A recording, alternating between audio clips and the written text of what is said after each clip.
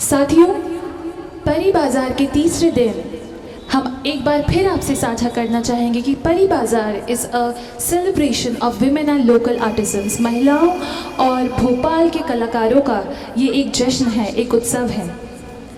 इसी कड़ी में अब हम हमारे हेल्थ एंड वेलनेस सेशन की तरफ बढ़ रहे हैं, जहां पर विमेंस हेल्थ के ऊपर हमारे साथ तमाम एक्सपर्ट्स जुड़ने वाले हैं, जो हमारे साथ काफ़ी इम्पॉर्टेंट इंसाइट्स शेयर करेंगे। हमारे सेशन में साथ होंगी डॉक्टर रश्मि द्विवेदी, डॉक्टर अमिता सिंह, डॉक्टर आरती सिन्हा, मिस आकृति अजय गोयनका और डॉक्टर तपस्या तोमर। डॉक्टर आरती सिन्हा हमारे साथ नहीं जुड़ पाएंगी, पर हमारे हेल्थ और वेलनेस सेशन के ऊपर में विमेंस हेल्थ के ऊपर काफ़ी माइन्यूटनेस के साथ बातचीत की जाएगी। इस सेशन को मॉडरेट करने आ रही हैं doctor Priya Bhave. She is an HOD, she's a gold medalist, a researcher and a marathon Ironman runner. I would request everybody to please give a huge round of applause for Dr. Priya Bhave. Let's have her here for our health and wellness session. Ma'am, आपका परी बाजार के इस मंच पर बेहद स्वागत है।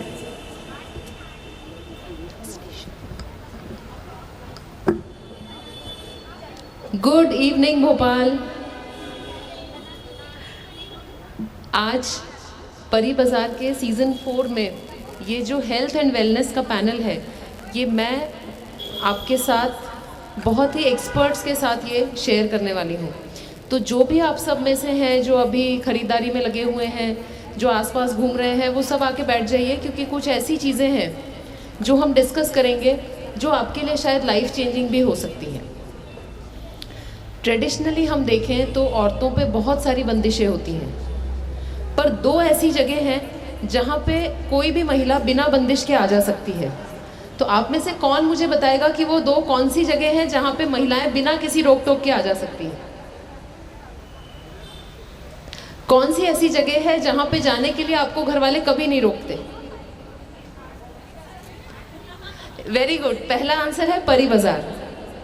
तो परी बाजार आज ही नहीं, सालों से, सेंचुरीज से ऐसी जगह रही है जहां महिलाएं सेफली जा सकती हैं, शॉपिंग कर सकती हैं। और दूसरी एक जगह है जहां पे जाने से अधिकतर कोई नहीं रोकता, और वो है अस्पताल। अस्पताल में जाने की नौबत ही ना आए, इसलिए आज परी बाजार में ये हम पैनल रखने वाले हैं। और इस पैनल में मुझे ज्वाइन करेंगी हमारे भोपाल की one of the very senior paediatrician, मेरी खुद की teacher, doctor Rashmi Dwivedi madam. Please big round of applause for Rashmi madam. Madam एक पीडियाट्रिक और एडोलेसेंट कंसल्टेंट हैं, लाइफ स्किल्स कोच हैं, मेंटल हेल्थ पर भी वो काम करती हैं और पेरेंटिंग के भी वो सेशंस लेती हैं। इसके बाद हमें ज्वाइन करेंगी अमिता सिंह मैडम। अमिता सिंह मैडम के लिए बहुत राउंड ऑफ अप्लॉज। हमारे लिए कोई अननोन नहीं है, वो हमारे शहर की सबसे फेमस, सबसे एक्सपर्ट डाइट कंसल्टेंट हैं वो। और आज उनके जो इंसाइट्स हैं वो आप सबको बहुत ध्यान से सुनने हैं। इसके बाद मैं इनवाइट करूंगी डॉक्टर तपस्या को। डॉक्टर तपस्या के लिए एक बहुत बड़ा तालियों का राउंड होना चाहिए। डॉक्टर तपस्या फिजियोथेरेपिस्ट हैं और वो जो काम करती हैं वो पेल्विक फ्लोर कंसल्टेंट हैं। अब ये पेल्विक फ्लोर क्या भला होती है, आज हम उनसे ही जानने वाले हैं। इसके बाद हमारे पैनल की सबसे यंगेस्ट और सबसे ब्राइटेस्ट स्टार आकृति Ajay Goenka. Please welcome her with a big round of applause. आकृति एक हेल्थ केयर एंटरप्रेन्योर है और साथ ही जैसा आप स्टेज के पास देख पा रहे हैं, चिरायु सेतु ये एक डी एडिक्शन सेंटर है और इसको वो रन करती हैं। तो सबसे पहले सारे पैनल को बहुत बहुत वेलकम और big final round of applause, ये दिखाने के लिए कि आप सब सुनना चाहते हैं उन्हें। तालियां थोड़ी फीकी सी हैं। चलिए अब ये चर्चा हम शुरू करते हैं। एक पोएम से ही शुरू करूंगी। छोटी सी है जिंदगी, ना कोई मलाल रखिए। छोटी सी है ज़िंदगी, ना कोई मलाल रखिए, दूसरों का भी और अपना भी ख्याल रखिए। करती हैं, कैसे लापरवाह होती हैं, इसके बारे में आपका अनुभव बताइए।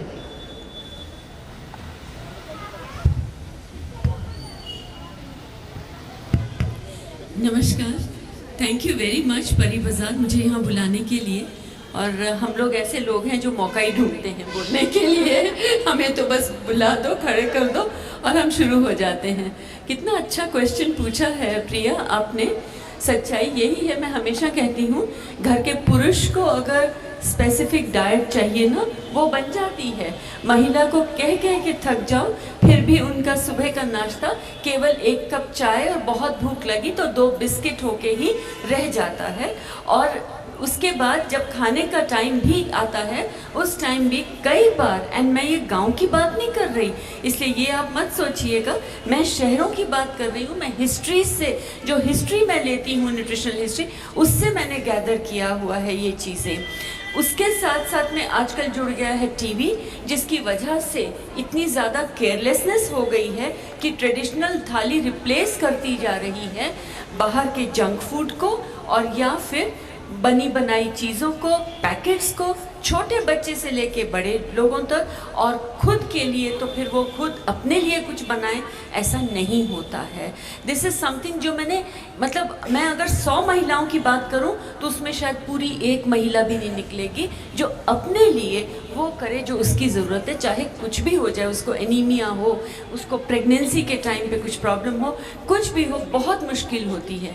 प्रिया मेरे पास केसेस भेजती है और मैं देखती हूँ कि कितना मुश्किल होता है उनको मनवाना कि ये आपकी इशू है तो आपको ये करना ही करना है। ये सबसे मेजर बात इसलिए भी है, बस एक सेंटेंस और, कि आप जो करते हैं, महिलाएं जो करती हैं, उसका इम्पैक्ट पूरे परिवार पे पड़ता है। आप अगर केयरलेस होगे ना, आपकी बेटी ने, आपके बेटे ने आपको देखा ही नहीं है नाश्ता करते हुए, वो नहीं बैठेगा आराम से या बैठेगी आराम से। सो इसलिए आप यहाँ पर ट्रेल ब्लेजर हैं, आप ही लीडर हो और आप ही को करना होगा। बहुत ही अच्छी बात कही मैडम आपने। अब मैं रश्मि मैडम से पूछना चाहूँगी, कहा जाता है prevention is better than cure. As a doctor मैं बहुत सारे केसेस देखती हूँ जो मुझे लगता है कि अरे इस लड़की को ये वैक्सीन लग गया होता तो ये कैंसर की नौबत ही नहीं आती, या ये चीज़ इन्होंने पहले कर ली होती तो आज ये दिन हमें नहीं देखना पड़ता। तो आप मैडम एक एडोलेसेंट ट्रीट भी करती हैं, काउंसिल भी करती हैं, तो एडोलेसेंट एज ग्रुप की बहुत सारी लड़कियां हमने देखी, इतने अच्छे उन्होंने डांसेस प्रस्तुत किए। आपका क्या मैसेज है for the mothers of adolescent girls? क्या वो स्टेप्स हैं जो उन्हें लेने ही चाहिए? सबसे पहले तो हम बहुत बहुत धन्यवाद देना चाहेंगे टीम बेगम्स ऑफ भोपाल और परी बाज़ार को कि आज उन्होंने इतने महत्वपूर्ण विषय के ऊपर एक पैनल डिस्कशन रखा है और हम लोगों को उसमें आमंत्रित किया है। और जैसा कहा है अमिता ने, हम लोग हमेशा इस बात के लिए तत्पर रहते हैं कि हम लोग कम से कम ये बता सकें कि आप लोग अपने लिए क्या क्या कर सकते हैं। और जो हम लोग, क्योंकि अमिता ने भी बहुत लंबे समय से प्रैक्टिस करी है और मैं भी चूँकि हमीदिया हॉस्पिटल में करती थी काम, मैंने बहुत mother and child welfare schemes देखी हैं, तो मुझे ये लगता है कि किशोरियों के मदर्स के साथ में जो मैं बात करती हूँ, क्योंकि वहाँ मैंने दिशाएं नाम से एक संस्था खोली थी जिसमें मैं किशोरों के बारे में ही बात करती थी और उनकी समस्याओं, पहला किशोर सेंटर पूरे देश का था। तो और अमिता उसमें डायटिटिक्स बताती थी और हम उसमें किशोरों के वृद्धि विकास वगैरह के बारे में बताते थे। उसके अनुभव के ऊपर पहले तो ये बताना चाहेंगे कि हमारी किशोर बालिकाओं के बारे में अभी भी माएँ खुलकर अपनी किशोर बालिकाओं को ये बताती नहीं है कि मासिक धर्म आने वाला है तो उसको तैयारी क्या करनी है, क्या नहीं करनी है। स्वच्छता के बारे में, प्रजनन स्वास्थ्य जो एक लड़की से शुरू होकर महिला तक प्रजनन स्वास्थ्य या रिप्रोडक्टिव हेल्थ बहुत इम्पॉर्टेंट चीज़ होती है और जिसकी वजह से बहुत सारी बीमारियां होती हैं जो दोनों ही अनदेखा कर देती, माँ भी अनदेखा कर देती है और माँ चूँकि अपना अनदेखा कर रही है तो बेटी का भी अनदेखा कर देती है। तो इसलिए ज़रूरी ये है कि किशोर बालिकाओं के लिए माँओं को मैं 3 बातें कहना चाहूँगी टीकाकरण के अलावा। सबसे पहले किशोरी बालिका को अगर आप अच्छा पोषण आहार दोगे तो ही वह एक स्वस्थ माँ बन पाएगी। और किशोर अवस्था इसलिए बहुत ज़रूरी है पोषण आहार की दृष्टि से, क्योंकि पोषण आहार उस समय जो लिया जाता है वो इस किशोरी बालिका के स्वस्थ माँ बनने के काम आता है। तो किशोरी बालिका के पोषण आहार पर विशेष ध्यान दें, उसको हर तरीके का खाना दें। दूसरी बात जो बताना चाहूँगी, उसके प्रजनन स्वास्थ्य के बारे में बताएं, स्वच्छता के बारे में बताएं। और तीसरी बात जो है टीकाकरण। टीकाकरण में हम सिर्फ किशोरी बालिकाओं को क्यों, शायद आप लोगों में से पता नहीं कितनों को मालूम है कि आजकल जो है टीका कार्यक्रम जो है वो थोड़ा सा एक चेंज आया है उसमें जन्म से शुरुआत हो करके किशोर, अगर हम किशोर अवस्था की बात करते हैं तो उसमें जो अपन के नेशनल प्रोग्राम है उसमें सिर्फ टिटनेस वैक्सीन बताया गया है 10 साल पे और 19 साल पे। मगर एक और वैक्सीन है जो कहलाती है HPV वैक्सीन, जो ह्यूमन पैपिलोमा वायरस की वैक्सीन होती है, जो सर्वाइकल कैंसर को प्रिवेंट करती है।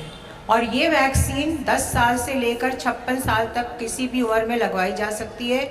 2 डोजेज़ हैं। तो इसके मतलब ये सिर्फ किशोरी बालिकाओं के लिए ही नहीं है, ये वो महिलाएं भी जो हैं जिनको नहीं लगा है और 56 साल से कम उम्र की हैं, वो भी अपने लिए HPV वैक्सीन लगा करके और अपनी कैंसर से बचाव कर सकती हैं। Thank you ma'am. अब आप सबसे एक ही गुजारिश करूँगी, आप सबको ये सारी चीज़ें सुन के बहुत सारे सवाल मन में आ रहे होंगे, तो हमारे जो वॉलंटियर्स हैं आपके बीच में स्लिप्स सर्कुलेट करेंगे। जो भी क्वेश्चन आपके मन में है आप उसको एक कागज़ पे लिख के हमारे वॉलंटियर्स को दे दें। वॉलंटियर्स अगर आप अपनी जगह पे खड़े होके बता दें तो ये सारे क्वेश्चंस हमारे एक्सपर्ट्स इसके लास्ट में ले लेंगे। एक ऐसा शब्द जिससे हम सबको बहुत डर लगता है, कौन सा है वो शब्द जिसे हम सुनना ही नहीं चाहते, हम चाहते ही नहीं अपने जीवन में कभी हो? हेल्थ से रिलेटेड। हाँ सर, आप कुछ कह रहे थे? कैंसर। कैंसर एक ऐसा शब्द है जिसे हम अपनी जबान पे क्या अपने दिमाग में भी नहीं लाना चाहते। महिलाओं में 2 मुख्य कैंसर हैं, एक है ब्रेस्ट कैंसर और एक है सर्वाइकल कैंसर। क्या आप जानते हैं कि इसमें से एक कैंसर 100% प्रिवेंटेबल है, मतलब 100% हम उससे अपने आप को बचा सकते हैं। ये जान के आप सब एकदम हैरत में हैं। और जो अभी मैडम ने बताया, ये जो सर्वाइकल कैंसर वैक्सीन है ये लगभग 95% प्रोटेक्टिव है कैंसर के लिए। बचे हुए जो 5% केसेस हैं वो एक सिंपल टेस्ट पैप स्मीयर के थ्रू, जो सिर्फ 200 रुपये का होता है, उससे हम लगभग 100% अपने आप को इस बीमारी से बचा सकते हैं। अब मेरे मन में ये, जब से मैं आकृति से मिली हूँ तब से 1-2 लाइनें आ रही हैं। नशा पिला के गिराना तो सबको आता है, नशा पिला के गिराना तो सबको आता है, मज़ा तो तब है कि गिरतों को थाम ले साकी। अब आप ये सोचेंगे कि ये शेरो शायरी का हेल्थ पैनल में क्या रेलेवेंस है।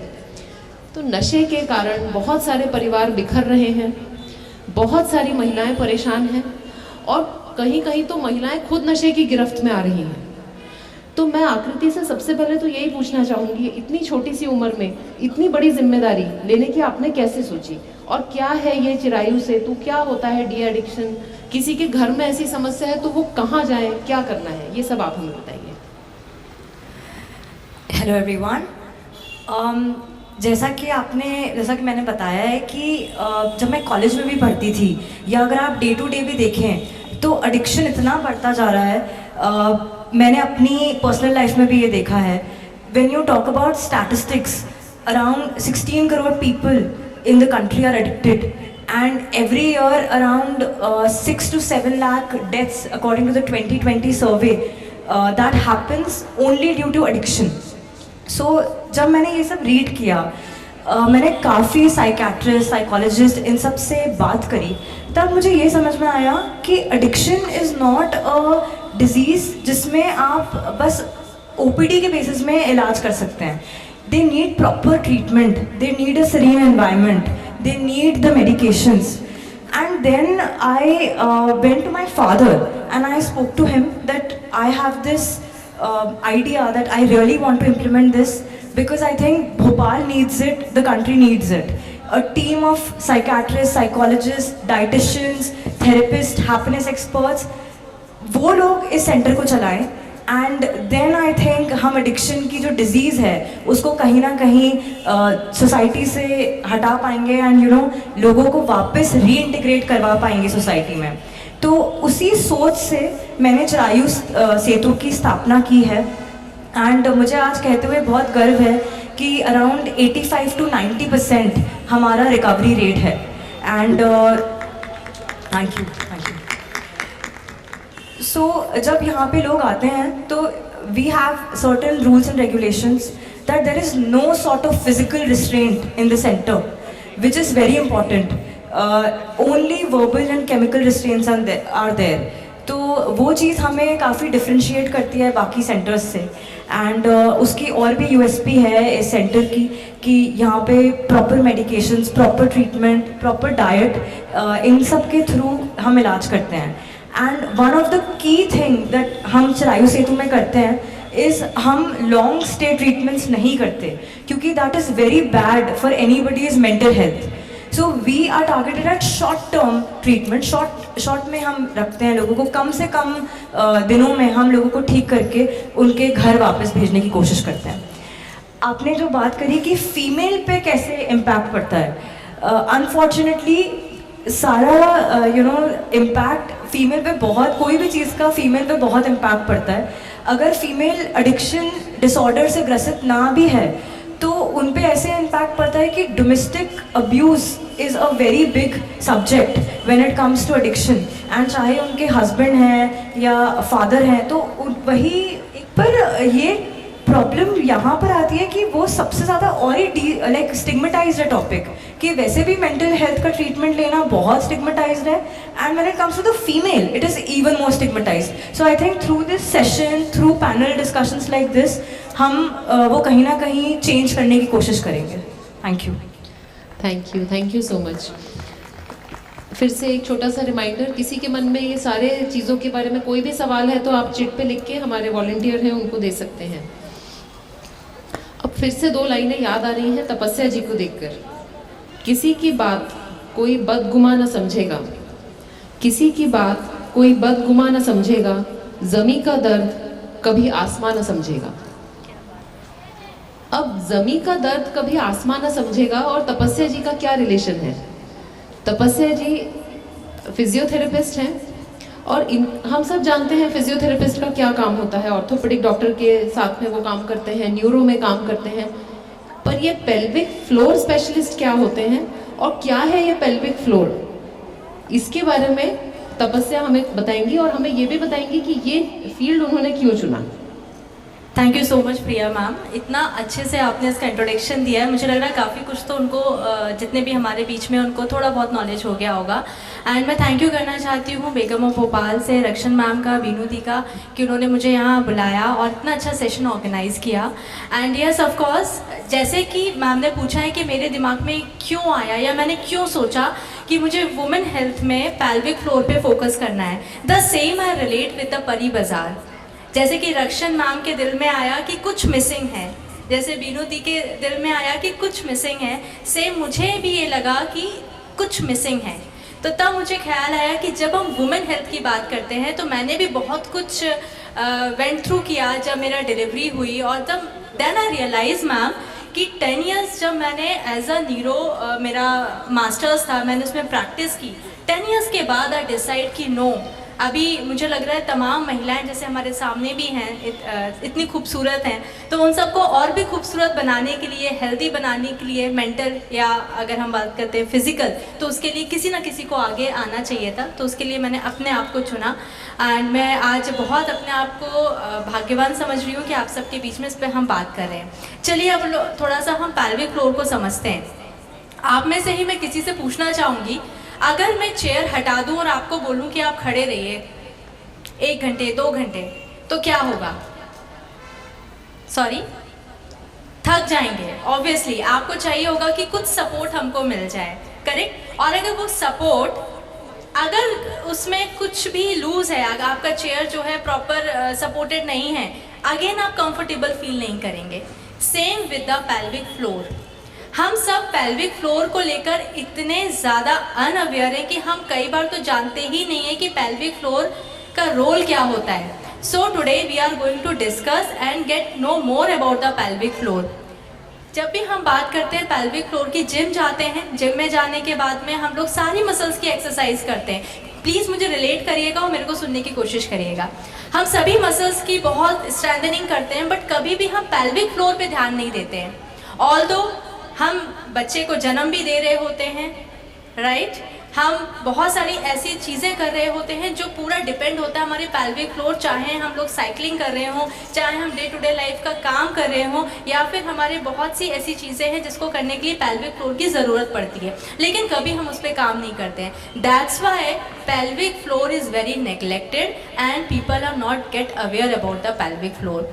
इसीलिए मैम, जब हम बहुत सारी समस्याएं, अभी बहुत सारी फीमेल रिलेट करेंगी, जैसे ही डिलीवरी होती है उसके बाद में बहुत तेज़ छींकने से, खांसने से पेशाब निकल जाती है, तो उसके लिए वो किसी से डिस्कस नहीं करती हैं. सेकेंडली, अगर हम देखते हैं यूट्रस प्रोलैप्स हो जाता है, उस पर भी हम डिस्कस नहीं करते हैं. ये सारे, अगर मैं यूट्रस की बात करती हूँ या फिर मैं अगर बॉवल की बात करती हूँ, ब्लैडर की बात करती हूँ, इन सबको सपोर्ट देने के लिए हमारा पेल्विक फ्लोर इस तरीके से प्लेस होता है हमारी बॉडी में, लेकिन हम उसको लेकर कभी भी सचेत नहीं होते हैं और उसके ऊपर काम नहीं करते हैं. और इसी की वजह से छींकने में, खांसने में पेशाब निकल जाना, यूट्रस का प्रोलैप्स हो जाना और ऐसे ही अन्य समस्याएं हमारे सामने आती हैं, और तब हम परेशान होते हैं. और सबसे ख़राब बात है मैम कि हम उस पर डिस्कस भी नहीं करना चाहते हैं. तो दिस इज़ द बेस्ट, मैं बोलूँगी बहुत ही बेस्ट जगह है जहाँ पे हम इस पे डिस्कशन कर रहे हैं और हमें मौका मिला है कि पेल्विक फ्लोर पे हम बात करें. तो ये पेल्विक फ्लोर, अगर हम एडोलेसेंट की बात करते हैं, प्यूबर्टी की बात करते हैं, टिल द मेनोपॉज, हमेशा हमें उसका टेक केयर करना चाहिए ताकि आप बहुत सारी समस्याओं से बच सकें और एक बेहतर लाइफ की तरफ जा सकें. एक पॉइंट और मैम बोलूँगी मैं कि जब भी हम सेक्सुअल एक्टिविटी की बात करते हैं तो उस पर भी हम लोग जनरली ऐसे सोशल फोरम पे बात नहीं करते हैं, but it is also very important related to the pelvic floor rehabilitation. अगर हम चाहते हैं कि हम एक अच्छे सेक्सुअल पार्टनर के तौर पे साबित हों अपने पार्टनर के साथ में, तो उसके लिए भी आपका पेल्विक फ्लोर का रिहैबिलिटेशन या स्ट्रेंथन अप होना बहुत ज़रूरी है. तो I think this is necessity कि हमें इस पर बात करना चाहिए मैम. जी, बहुत सारी यहाँ पे महिलाएं हैं मेरे जैसे ही, हम अपनी स्किन का ध्यान रखते हैं, सब रखते हैं स्किन का तो हम ज़रूर रखते हैं, अपने बालों का ध्यान रखते हैं, अपने कपड़ों का बहुत ध्यान रखते हैं, पर वो जो हमारी ज़मीन है, हमारी पेल्विक फ्लोर है, जिसके कारण हम यूरिन होल्ड कर पा रहे हैं, बॉवल मूवमेंट होल्ड कर पा रहे हैं, बच्चे को जन्म दे पा रहे हैं, उसकी तरफ हम बिल्कुल भी ध्यान नहीं देते. और आगे के क्वेश्चंस में हम ज़रूर आपस में डिस्कस करेंगे कि क्या वो छोटी छोटी चीज़ें हैं जो हम अपने रूटीन में कर सकते हैं, किस एज में कर सकते हैं. अब मुझे जो पूछना था मैंने तो पूछ लिया. अब मैं चाहूँगी कि जो पैनलिस्ट हैं वो अपने ही चॉइस के किसी पैनलिस्ट से उनके मन में जो सवाल आया है वो पूछें, और इसके बाद we will open the floor for all of you to discuss with our experts. मैं पूछने से पहले मैं एक दो बातें कहना चाहूँगी. बहुत कॉमन है प्रिया ये कहना कि बच्चों का टिफ़िन, सास ससुर का देखना, हस्बैंड के लिए ये करना, और हमें अपने नाश्ते के लिए टाइम ही नहीं मिलता. मैं बहुत छोटे से बड़े क्विक ब्रेकफास्ट बता रही हूँ, 10 मिनट से ज़्यादा नहीं लगेंगे, ये मेरी गारंटी है. और 200 कैलोरीज से ज़्यादा नहीं. कैलोरीज की बात मैं इसलिए कर रही हूँ क्योंकि most people are very conscious of it कि वेट नहीं बढ़ना चाहिए. So simple thing like a cup of milk और एक केले का बनाना शेक बना लेना, डोंट ऐड शुगर. एक कप ऑफ मिल्क में 3 से 4 टेबल स्पून कॉर्नफ्लेक्स डाल देना, और कुछ नहीं, रात की रोटी को गर्म करके उसमें थोड़ी सब्जी डाल के 1 कप दही के साथ ले लेना. 5 या 10 मिनट से ज़्यादा नहीं लगेगा, but I promise you this कि अगले 3 घंटे के लिए आपकी एनर्जी लेवल्स ज़्यादा अच्छे बने रहेंगे. इतना भी टाइम नहीं है तो मैं इतना सा कहूँगी, 1 मुट्ठी कोई भी नट्स जिसमें साथ में थोड़ी किशमिश और खजूर हो, अगर आप डायबिटिक नहीं हैं, वो तसल्ली से बैठ के चबाइए और फिर अपना काम करिए। एंड आई जो आपने स्किन की बात की, हेयर की बात की, ये भी मैं गारंटी देती हूँ with in 3 weeks you will see the difference. मेरे ख्याल से एक बात जो हम लोग शुरुआत में नहीं कह पाए वो ये था कि ये सेक्शन जो है वो है हेल्थ एंड वेलनेस के ऊपर। तो क्या आप लोगों में से कोई ये जानना चाहेगा कि हेल्थ और वेलनेस में डिफरेंस क्या है? और कोई? ओके, अब आप लोग सब जानते हैं हेल्थ माने स्वास्थ्य, और स्वास्थ्य का माने क्या होता है? जहाँ तक लोग स्वस्थ रहना माने शारीरिक रूप से स्वस्थ है, डॉक्टर से दूर रहना, डॉक्टर से दूर रहना, अस्पताल नहीं जाना पड़ता है, मुझे कोई बीमारी नहीं है, ये स्वास्थ्य समझते हैं। मगर स्वास्थ्य ये नहीं है। स्वास्थ्य का पूरा डेफिनेशन जो वर्ल्ड हेल्थ ऑर्गेनाइजेशन द्वारा दिया गया है उसमें 6 कंपोनेंट्स हैं स्वास्थ्य के। सबसे पहला शारीरिक स्वास्थ्य है, दूसरा मानसिक स्वास्थ्य है, तीसरा बौद्धिक स्वास्थ्य है, चौथा सामाजिक स्वास्थ्य है, पांचवा प्रजनन स्वास्थ्य है और छठा वाला जो है वो सामाजिक स्वास्थ्य है। इन 6 जगहों पर अगर इमोशनल स्वास्थ्य है, और ये 6 जब हमारे बैलेंस में होते हैं तब हम कहेंगे कि हम स्वस्थ हैं। सिर्फ बीमारी का ना होना स्वस्थ नहीं होलाता है। और वेलनेस क्या है? ये 6 चीज़ों को बैलेंस में रखने के लिए जो हम सतत प्रक्रिया करते रहते हैं, चाहे वो जिम जाना हो, चाहे वो पौष्टिक आहार खाना हो, चाहे वो सोना हो या भजनों को सुनना हो, जो कुछ भी हम करते हैं अपने विभिन्न स्वास्थ्य पहलुओं को वो करने के लिए, वो वेलनेस कहलाता है। और इसीलिए आप देखते हैं कि ये वेलनेस क्लिनिक्स में आपको ये सारी चीज़ों के बारे में, फिजिकल स्वास्थ्य के बारे में बताते हैं तो उसमें न्यूट्रिशन के बारे में बताते हैं, एक्सरसाइज के बारे में बताते हैं, स्पिरिचुअल स्वास्थ्य के बारे में बताते हैं। मानसिक स्वास्थ्य आजकल आप सब देख रहे हैं एक बड़ा विषय बन गया है। और क्यों बड़ा विषय बन गया है? क्योंकि हम लोग सब स्ट्रेस में हैं। हमें चाहे कुछ भी होता है तो हम कहते हैं हम स्ट्रेस में हैं, या हमारा कोई चीज़ में मन नहीं लग रहा है, या हमारे अंदर चिड़चिड़ापन है। अब ये मानसिक स्वास्थ्य इतनी बड़ी क्यों बन गई है? तो मैंने जो अपने अनुभव में देखा है वो ये है कि मानसिक स्वास्थ्य इसलिए ज़्यादा होने लगा है क्योंकि पहले हम लोग परिवारों में जब रहते थे तो हम लोग आपस में खुल के बातचीत करते थे। आज का माहौल ये है कि अगर हमें अपने किसी से बात करना है परिवार में तो सोच समझ के बात करना है, क्योंकि जैसे कहते हैं ना कि बातें करने से विवाद ज़्यादा हो रहे हैं, संवाद कम हो रहे हैं। और हम संवाद तो कर ही नहीं रहे, विवादों में फंस रहे हैं। और उस विवाद के बढ़ते बढ़ते हम सोचते हैं चलो जी इसको बोलने का कोई मतलब नहीं है, और ये हम बोलेंगे तो इसका उत्तर ये होगा। तो दूसरा कारण स्ट्रेस का क्या है? हम पहले से सोच लेते हैं इसका रिस्पॉन्स या ये इसी तरीके से रिस्पॉन्ड करेगा। तो पूछने में कोई हर्ज नहीं है। एक क्या नाम है, सोप का एडवर्टीजमेंट था, पूछने में क्या जाता है। पूछने में कभी बुराई नहीं माननी चाहिए, और मैं किसी को बताने में भी मैं बुराई नहीं मानती हूँ। अगर मेरे को अच्छा नहीं लग रहा है तो मैं मुझे अच्छा नहीं लग रहा है, मैं बोल दूंगी अपने परिवार में, आज मुझे मन ठीक नहीं लग रहा, आज मेरे से बात मत करना, आज मुझे थोड़ा अकेला बैठना है। महिलाएं जो कहती ना कि हमारे पास समय निकालना चाहती हैं अपने लिए, जो कि आपको निकालना चाहिए, क्योंकि अगर आप अपने लिए समय नहीं निकाल रही हैं तो आपका मानसिक संतुलन ठीक नहीं रहेगा। क्योंकि घर में 50 पचड़े हैं और बाहर के भी 50 पचड़े है कि नहीं? 50 पचड़े है ना। तो कभी कभी इन पचड़ों से अपने आप को अलग भी कर लेना चाहिए।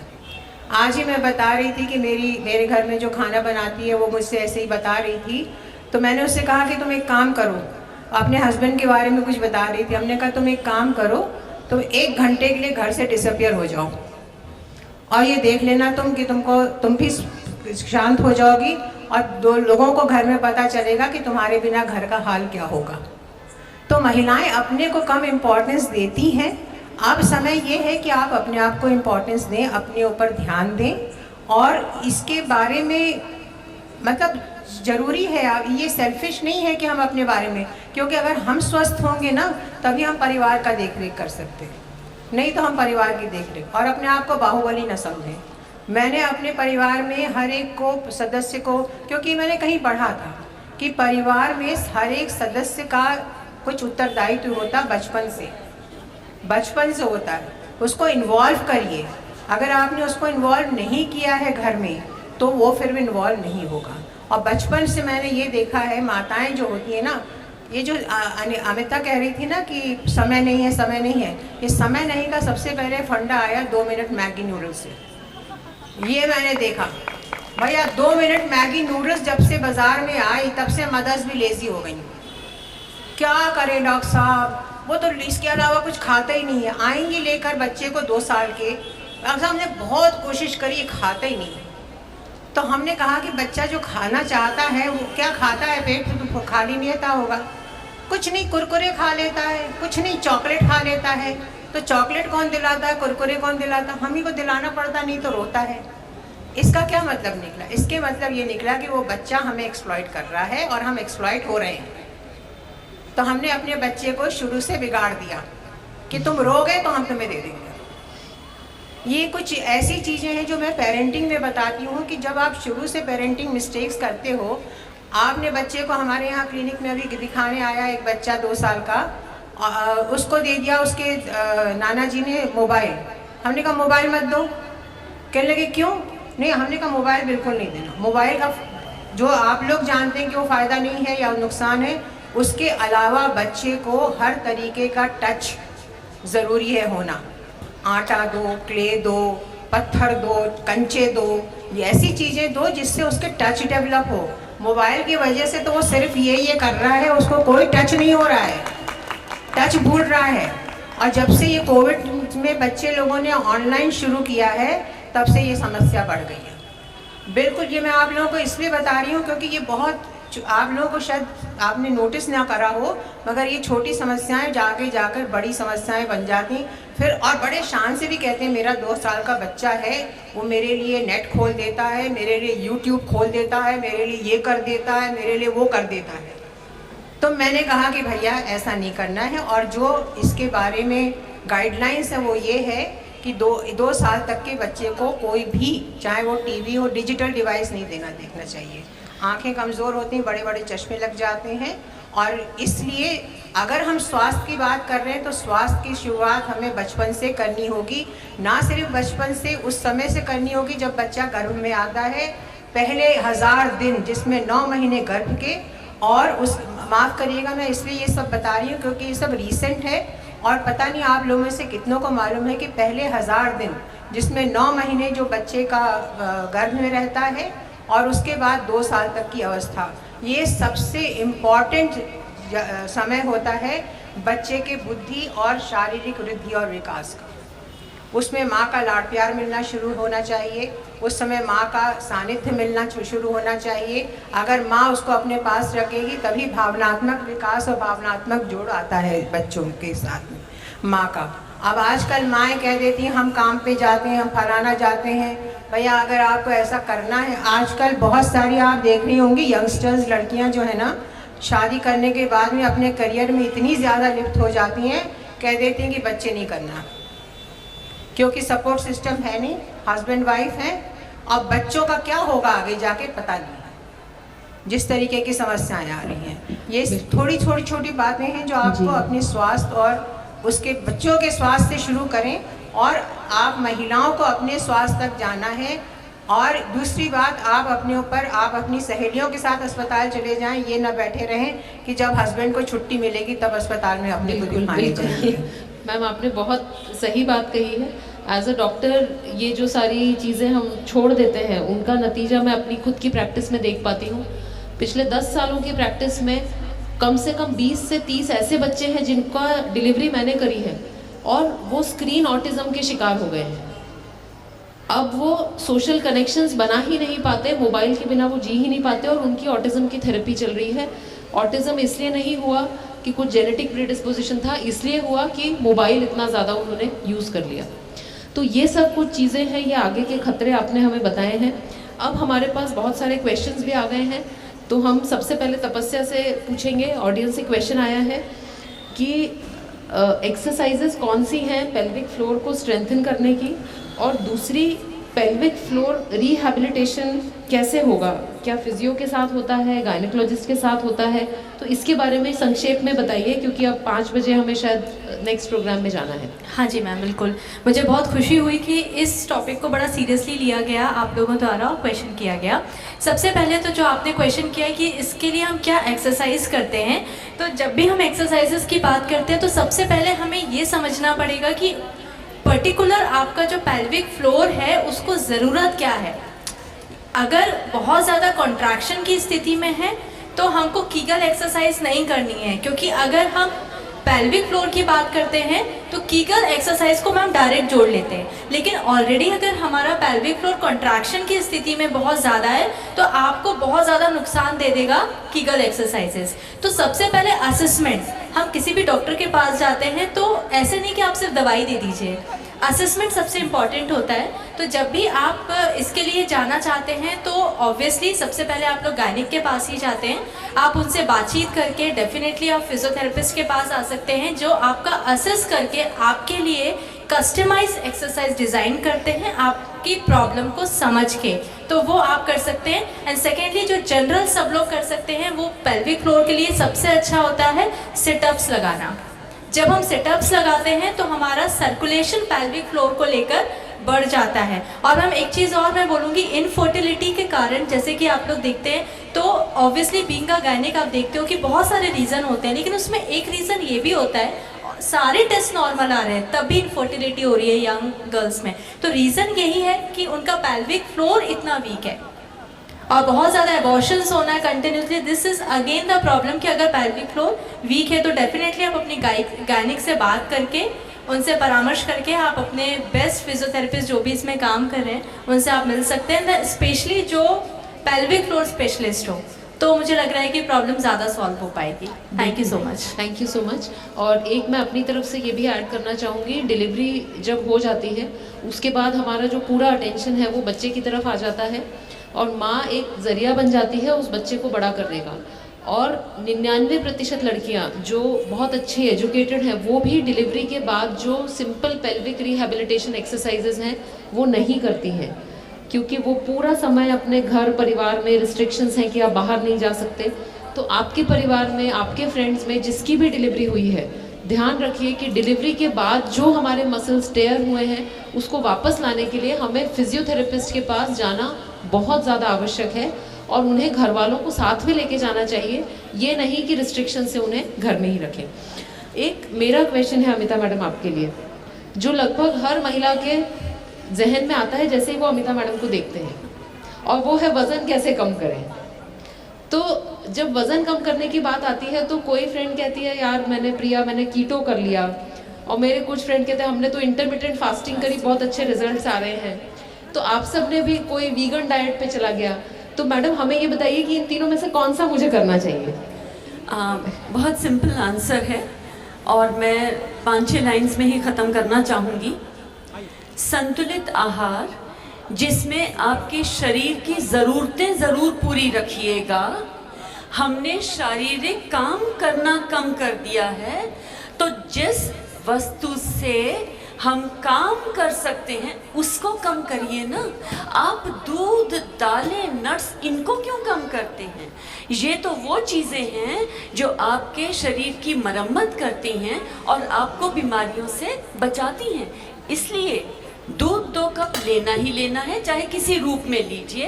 दालें 2 कटोरी लेनी ही लेनी है अगर आप शाकाहारी हैं, और 1 मुट्ठी अलग अलग प्रकार के नट्स, मूंगफली, भुना चना, बादाम, ये सब लेना ही लेना है। हो सके तो 2 चम्मच तिल ऐड कर लीजिएगा, स्किन बिल्कुल फर्स्ट क्लास हो जाएगी। ये तो कंपलसरी है।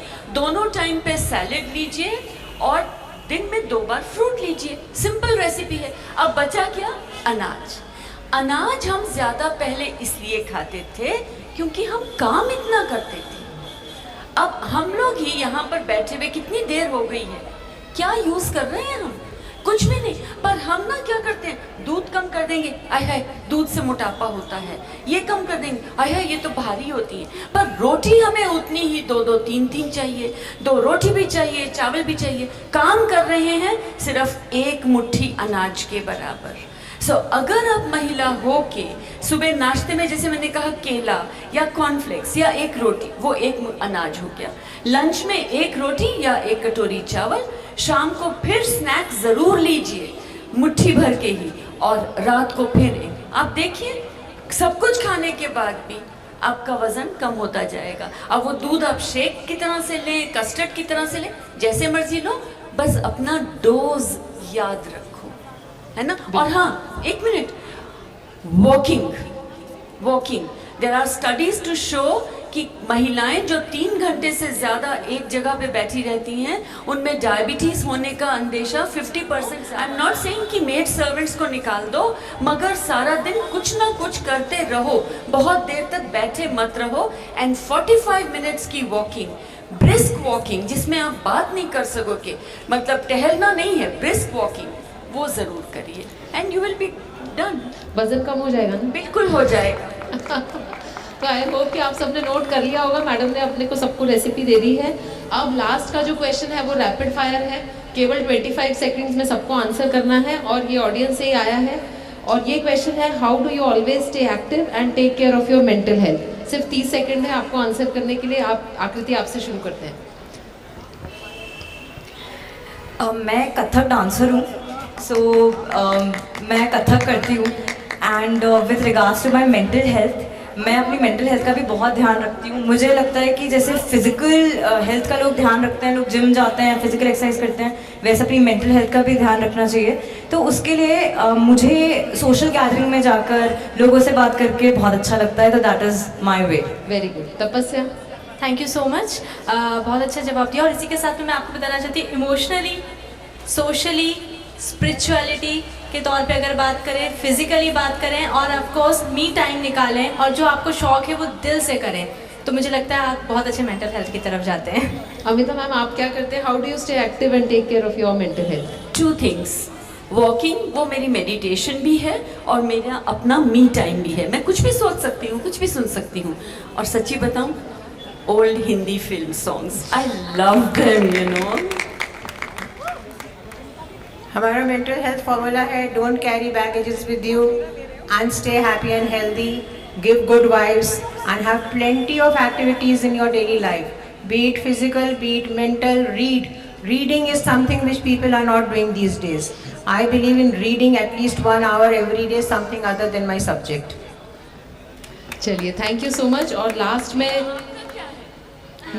मैं एक पोएम के बहाने से बता दूंगी आपको, क्योंकि अब टाइम खत्म हो रहा है। तो छोटी सी मुस्कान बड़ी मुश्किलों को कर देगी छोटा, इसीलिए मुस्कान को अपने होठों पर हल रखिए। बाहरी दिखावे के लिए न रोना अच्छा है न खुश होना, जलाकर अपने भीतर खुशी की एक मशाल रखिए। भुला दीजिए दुख देने वाली हर छोटी बड़ी बात को, हंसी की दौलत से हमेशा खुद को माला माल रखिए। और लास्ट में हम सबको जो सीखना है, छोटी सी है ज़िंदगी, ना कोई मलाल रखिए, दूसरों का भी, और सबसे ज़्यादा इम्पॉर्टेंट अपना भी ख्याल रखिए।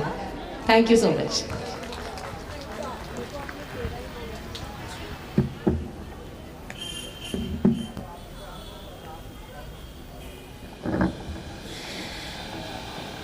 Thank you, Priya ma'am, and thank you, lovely ladies, for this session. I hope it was very informative. Women's health को लेकर जिस तरह के कंसर्न होते हैं और जिस तरीके से हमारी ऑडियंस इतने क्यूरियोसिटी के साथ सारे क्वेश्चंस पूछ रही थी, I'm sure it must have been a really helpful session. And now I would like to call upon stage, with due respect and due admiration, Miss Neelam Goenka ji, who are here with us as a very special guest of the evening, to please come on the stage and felicitate our lovely experts here. And with her, I would like to call upon stage President Begums of Bhopal, Mrs. Raksha Shamim Zahid ji. Let's have a huge round of applause, everyone.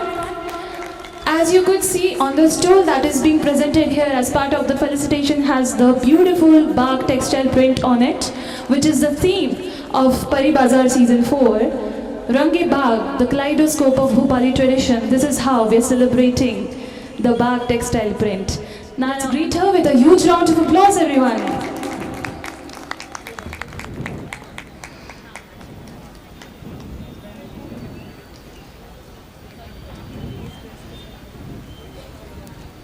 Now I would like to ask Tapasya ma'am to applause once again. जिस तरीके से Tapasya ma'am ने pelvic floor exercises बताई, I'm damn sure everybody is going to try them once we are back home. Print is there on the stool that is being presented as part of the felicitation. Let's have a huge round of applause, everyone. The very beautiful Kathak dancer Akriti ji.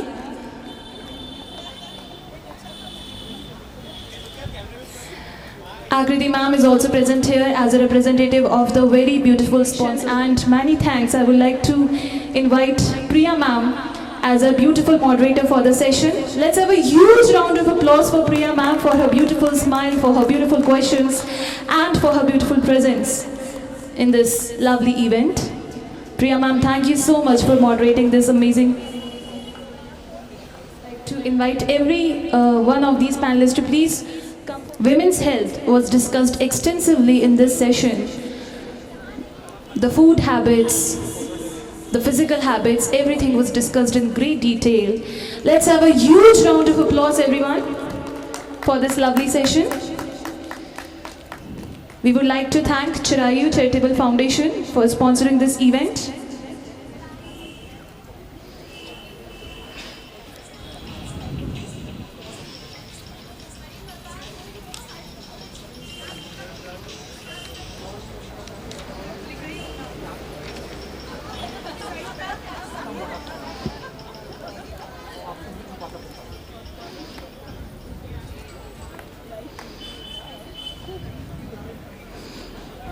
The event with your beautiful presence.